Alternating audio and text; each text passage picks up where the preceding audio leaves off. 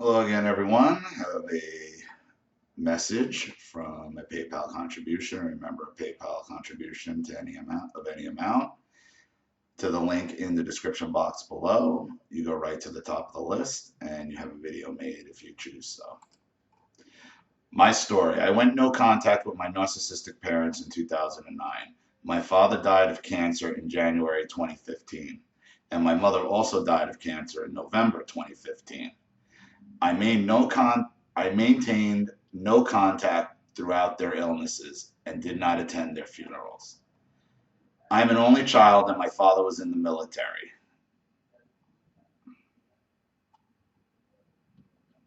Sorry.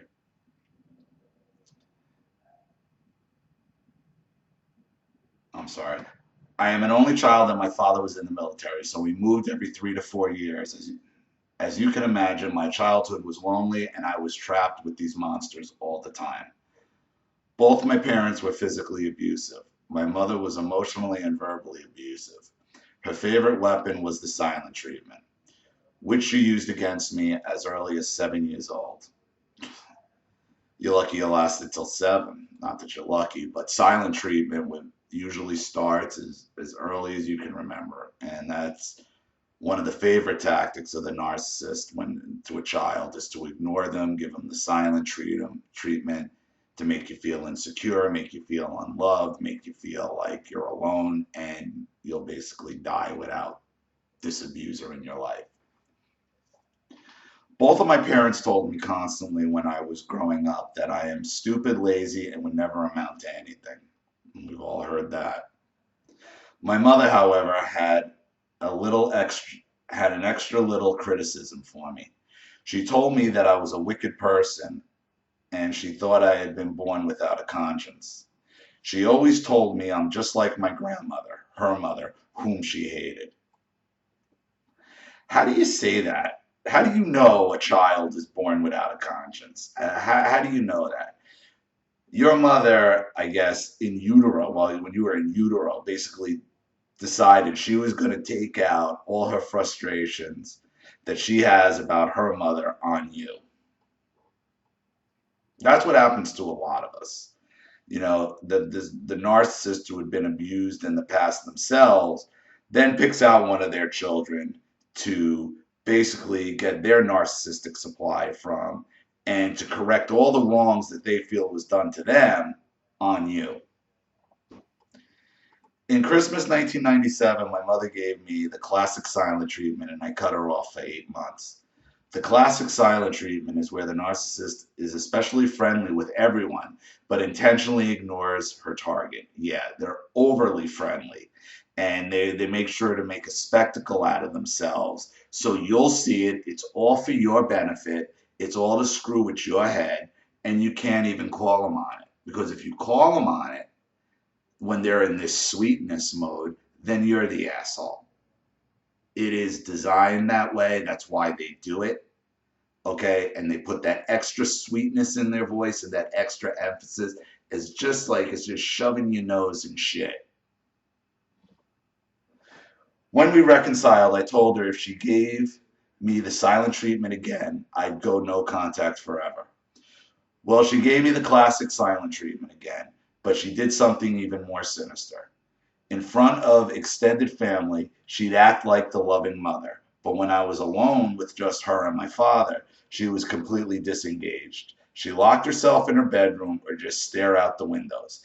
At dinners, she wouldn't talk to anyone. She'd only speak the bare minimum to my husband and me. She never called me and she wouldn't talk to me on the phone. If my father forced the phone into her hand, she'd get off the phone as quickly as she could.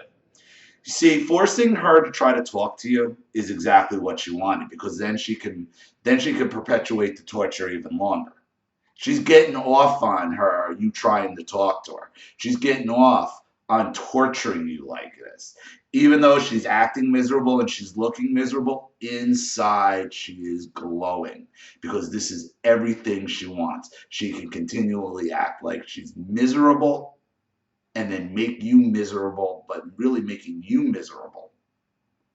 But inside, she's just glowing. She can't be happier. I'd overhear her and my father having normal conversations, but when I entered the room, she'd go back to her sulky self and wouldn't engage anyone.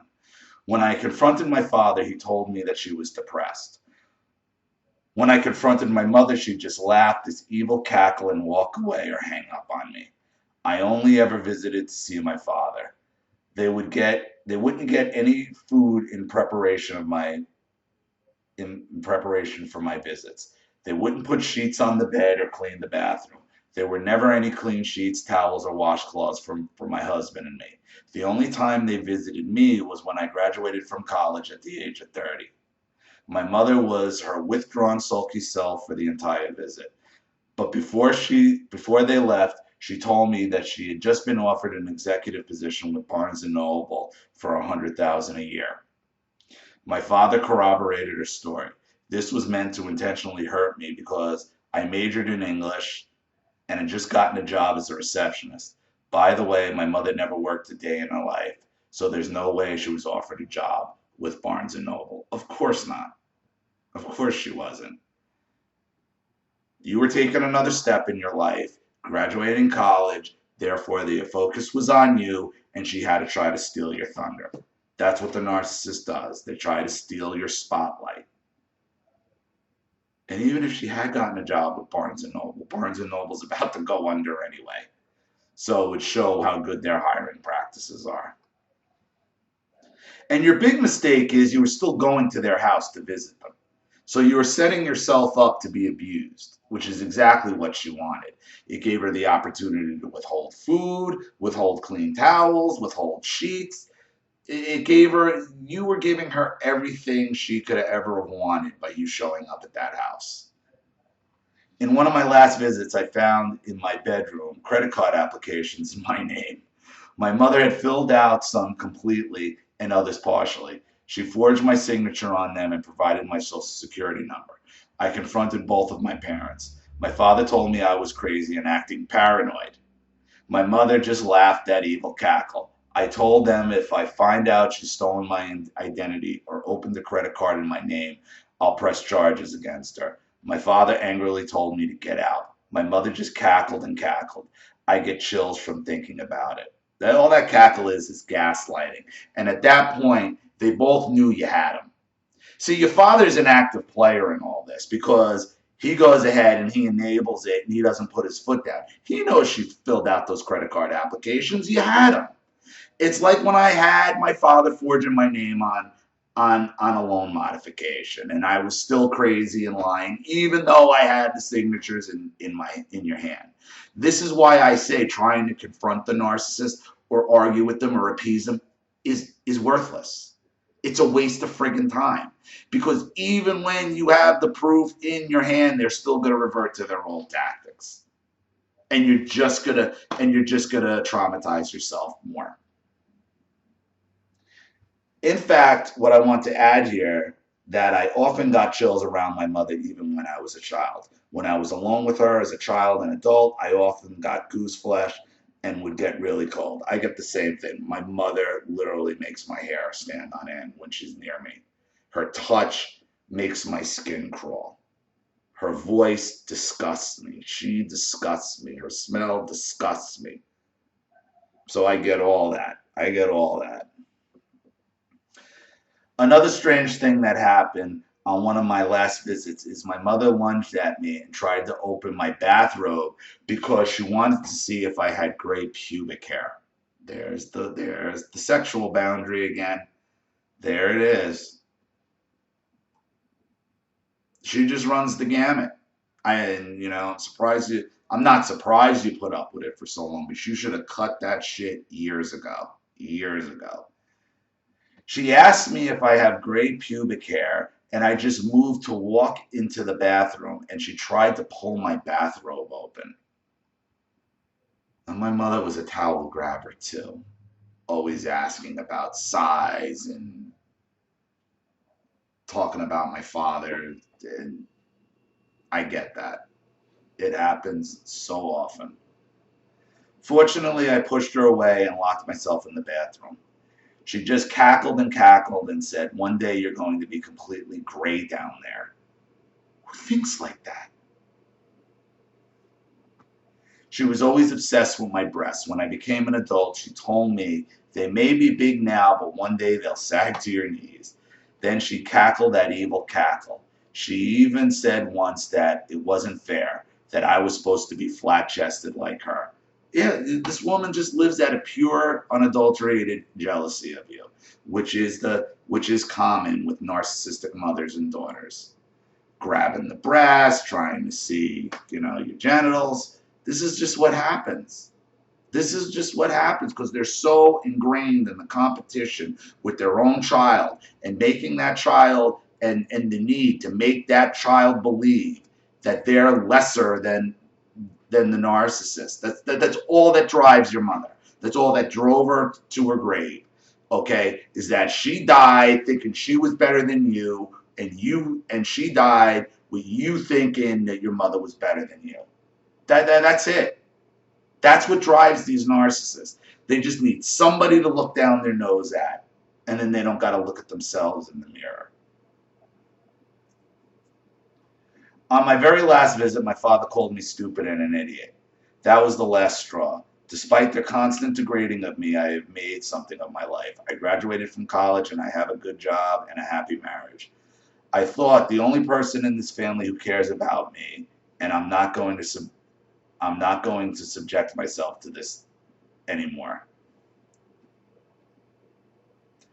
Since my parents died this past year, I had traumatizing flashbacks and nightmares. I've explored therapy, but every therapist I see is useless. They don't understand narcissism because most of them are narcissists themselves, and I've talked about it. It's a 40 to an hour long session, and just as you're about to start digging shit up, it's time to leave. Okay? And again, you sit in that therapist's office thinking you're the only one going through this. Why am I such a freak? Why can't I get help? Why does nothing work? Okay, when what works is sharing your stories with other people. The biggest thing is finding out that you're not alone, that your story is not even unique, that thousands and millions of other people have gone through the exact same thing with the exact same story, and you're not a freak after all. They're the freaks. One even said, your poor mother, it sounds like she was really depressed. She's just that therapist is looking for money. And this is what I'm trying to tell you about therapists. I'm not saying they're all bad, but you got to have one that understands personality disorders. Ollie, can you please validate me in my decision to go no contact? Well, obviously you made the right decision. The only thing I would have done it sooner. And you already know it was the right thing to do. You know it's the right thing to do. Also, can you help me understand why I am suddenly so angry now that they're gone? My mother left her and my father's entire estate to her 3 brothers and left me $10. I completely expected that, but when I read it, I went into rage. Why am I experiencing rage and trauma flashbacks? I should feel relieved, but I feel like I'm having PTSD. I appreciate any encouragement and advice you can offer. Thank you so much for your channel. Best, Christina. Well, the reason you're feeling rage now is you can, as you've gone no contact and you can step back and you've found YouTube channels like mine and you've heard other stories like mine, you can see your childhood, excuse me, and your upbringing and your parents' behavior for what it is. Nothing more than attempt to hold you down and to make herself feel better. That's it. I talked about this. Your anger is righteous. Your anger is real. Your anger is not something to be embarrassed about. You have every fucking right to be angry.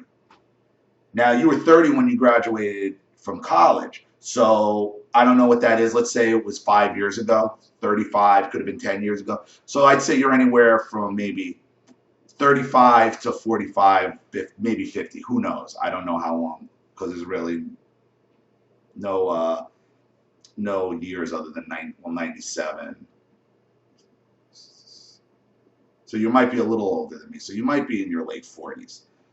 So, and I've said this, you've experienced all this, and your parents just died in 2015, both of them, okay? You experienced anywhere from 35 to, say, 50 years of trauma that you had no understanding of. You couldn't verbalize it. You couldn't explain it to anyone. Your mother's out there with the sweet voice, putting on the show in front of other people, and then behind closed doors, you hear that fucking cackle. And we've all know the cackle in whatever form it may take. And being gaslighted, and then not only just being cut out of, not even being cut out of the will, $10. $10. As I've said before, the narcissist's will is their final fuck you to you. It's the final fuck you. Okay, and as far as a narcissist goes, what your mother did is even worse than cutting you out of the will. Because cutting you out of the will, fine. No, you're in the will. $10. Just to get that last fucking knife and twist it. That's why you're angry. Because even from beyond the grave, your mother's fucked with your head. Even from beyond the grave, your mother is able to fuck with your head by leaving you $10. And now that you understand everything, that you went through, and you understand that you weren't the problem, and you understand there was nothing you could have done to stop this as a child, absolutely nothing. They were going to perpetuate this on you regardless.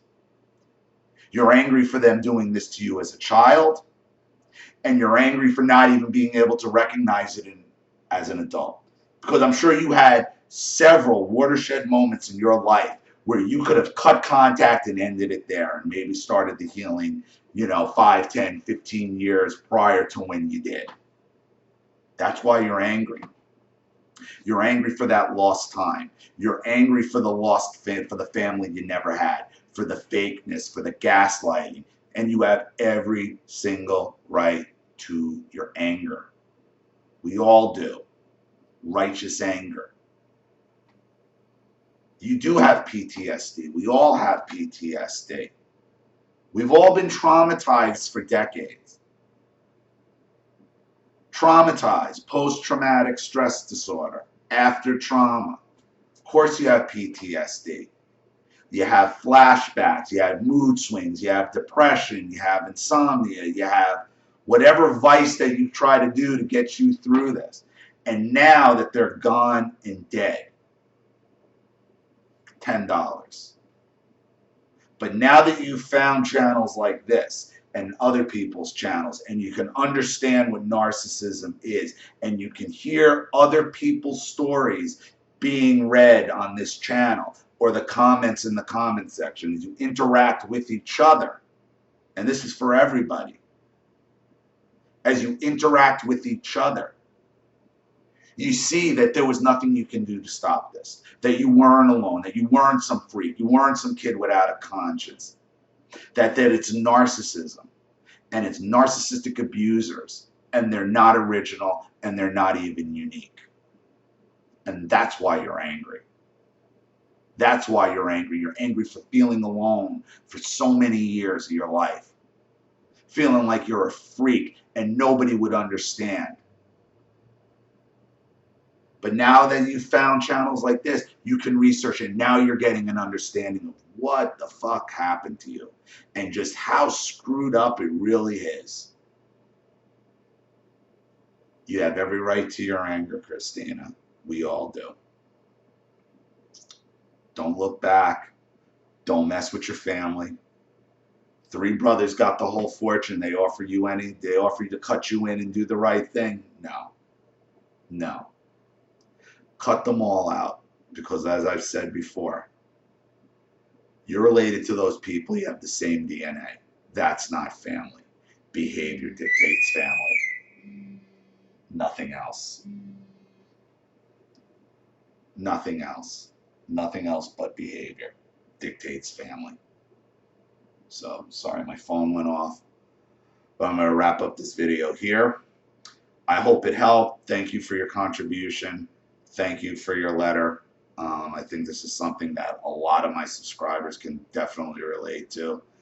So please, everyone else, leave your comments in the comments section below. And remember, if you enjoy this channel, please consider making a contribution to the PayPal link in the description box. And remember, a contribution of any amount. If you want your story read on the channel, you go right to the top of the list. This is Ollie Matthews. Thanks for watching. I'll see you all again soon. Bye, everyone.